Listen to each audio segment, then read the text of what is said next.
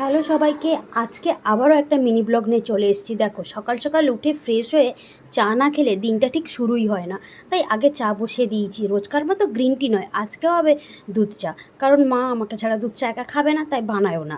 যাই হোক, তো আজকে দুধ চা বানিয়ে তো এই দেখো, এই জলটা আমি ভিজিয়ে রেখেছিলাম। এটা হলো চা পাতা ভেজানোর জল, এটা আমি সারা রাত ভিজিয়ে রেখেছিলাম। তো ওটা নিয়ে এখন আমি ছাদে চলে এসেছি, কারণ এটা আমি গাছে দেবো। তো ওটা পুরোটা আমি ডাইরেক্ট দেবো না, ওর সঙ্গে আরও কিছুটা জল মিশিয়ে ভালো করে মিক্সড করে এখন ওটা আমি গাছে দিয়ে দেবো। জানো তো, এই চা ভেজানোর জল গাছের জন্য ভীষণই উপকার। আমি খুব একটা সার ব্যবহার করি না, তবে ঘরের উপকরণ যেগুলো থাকে সেগুলো দিয়েই আমি সার বানানোর চেষ্টা করি। যেমন চাল ধোয়া জল, ডাল ধোয়া জল, আর এই চা পাতা ভেজানোর জল, আবার মাঝে মাঝে পেঁয়াজের খোসা ভেজানোর জলও আমি ব্যবহার করি।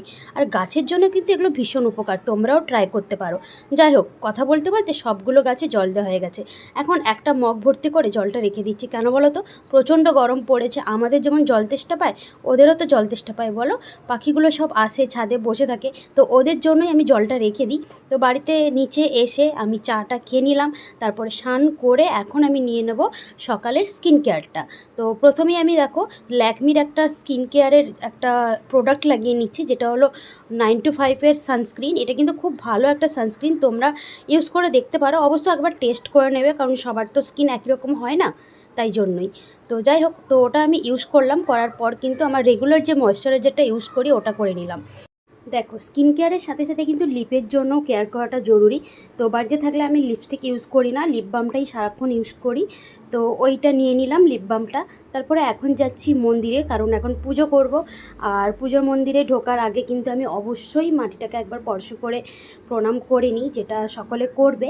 তো আজকে গোপুর জন্য রয়েছে, আর সমস্ত ঠাকুরদের জন্য খুব সামান্য একটু খাবার রয়েছে, খেজুর, কলা আর বাতাসা, এই দিয়েই আজকে পুজো হবে।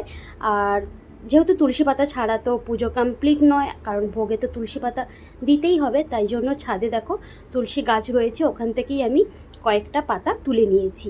তো এই দিয়েই আজকে গোপুর পুজো হবে। আর তোমরা কি জানো, আমার চ্যানেলে খুব তাড়াতাড়ি 1K হতে পারে, সেটা শুধুমাত্র তোমাদের জন্য, কারণ 1K হতে আর কয়েকটা সাবস্ক্রাইবার বাকি।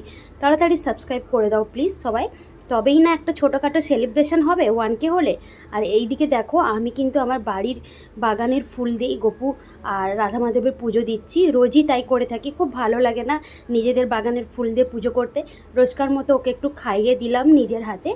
তো এই ছিল আজকের দিনটা। আর আজকে লাঞ্চে হয়েছিল খুব সামান্য একটা জিনিস, তবে আমি কিন্তু খুব তৃপ্তি করে খেয়েছি।